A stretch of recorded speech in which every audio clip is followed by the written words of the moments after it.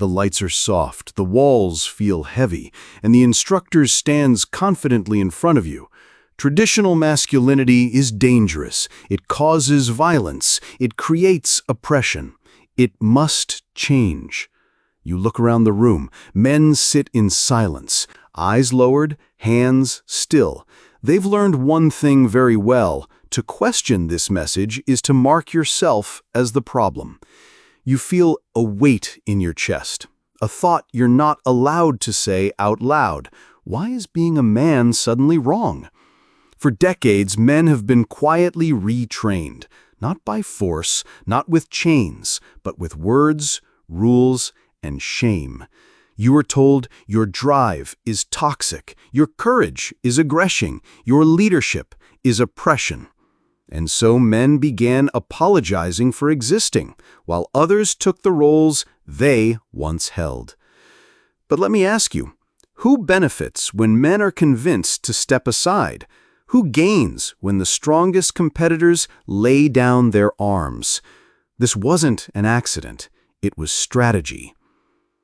You are witnessing the most subtle coup in human history, not a coup of governments, not a revolution in the streets, but a silent rewriting of what it means to be a man. Instead of fighting men directly, the rules of masculinity were rewritten. And the genius of this plan, men themselves agreed to follow it. Imagine a lion being told, "Your teeth are cruel, your claws are unfair. If you really want respect, hide them." That's exactly what happened to men. How do you convince an entire generation to give up its power? You don't say, "We want to weaken you." No, you dress it up. You say, "This will make you better. This will make you more attractive. This will make society more fair." And men believed it.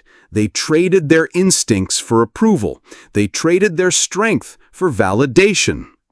But here's the truth. When you play by rules written by your opponent, you cannot win. Look at schools. Boys are told, "Don't compete. Don't be too energetic. Don't be too rough." Look at media. The strong man is the villain, while the weak or compliant man is celebrated as the new hero. Look at workplaces. Traditional leadership is punished. Compliance and silence are rewarded. Bit by bit, men are trained to feel guilt for being men. But here's the painful twist. Not all of this was forced. Some men joined the attack. Men who couldn't compete with stronger, more ambitious males. Instead of rising, they tried to drag others down by changing the rules. They sided with those who wanted men weak, thinking they'd gain approval, status, maybe even affection. And for a while they did. But once their purpose was served, they were discarded, because weakness is never truly respected. The cruelest part is not external. It's internal. A man begins to doubt himself. He feels his instincts but suppresses them. He feels his strength but hides it. He feels his ambition but apologizes for it. And slowly, he becomes confused, empty, fragile. Depression rises, anxiety grows, relationships collapse. Because he's trying to live as a man while following instructions designed to prevent masculine success. This isn't just cultural, it's psychological warfare. This strategy worked because it used 3 emotional weapons: guilt, your masculinity harms women, your instincts cause pain; approval, be soft and we'll praise you; be compliant and we'll love you; shame, resist and you're insecure; question us and you're toxic. These 3 tools bypass logic. They go straight to the male heart. They make honorable men believe they are villains. And yet, here's the paradox. Women still desire masculine men. The men who resist, who lead, who carry strength. They are the ones women are drawn to. But society tells you the opposite. So men who fully embrace this new safe masculinity often end up rejected, lonely, wondering, I did everything right. Why doesn't it work? Because the rules weren't written for you to succeed.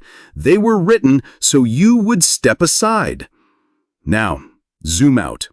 What happens when entire institutions remove strong men and replace them with weaker, compliant figures? Schools decline, businesses underperform, governments fail to solve real problems because competence has been replaced by compliance. Narrative is valued more than performance, and societies built on obedience, not ability, always collapse. But here's the hope. Systems like this cannot last forever. Reality always pushes back. Economies reward competence. Nations that keep their men strong outcompete those that weaken them.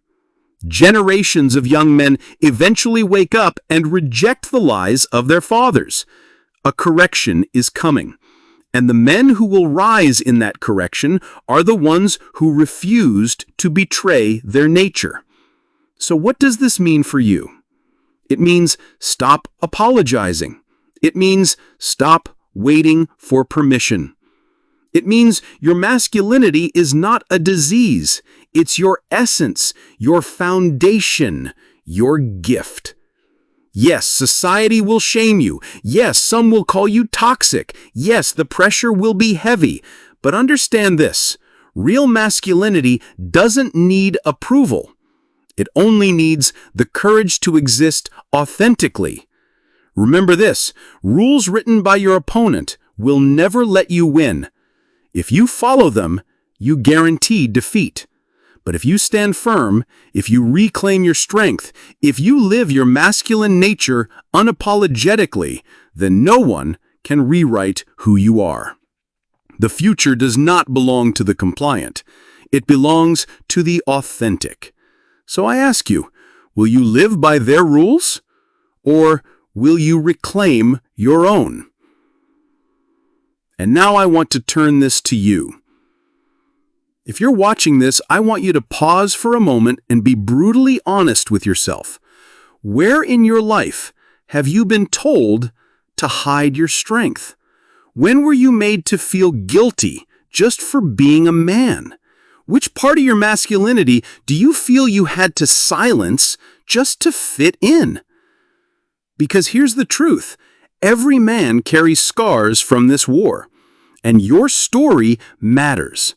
So I want you to do something for me.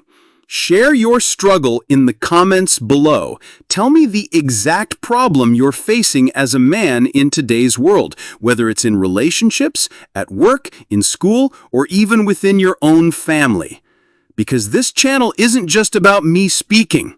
It's about building a brotherhood, a place where your voice is heard, your pain is seen, and your questions shape the next video.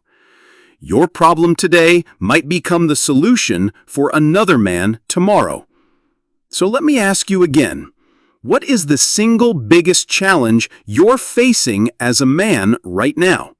Write it below. I'll be reading every comment, and I promise you, I'll create future videos to answer the struggles that matter most to you.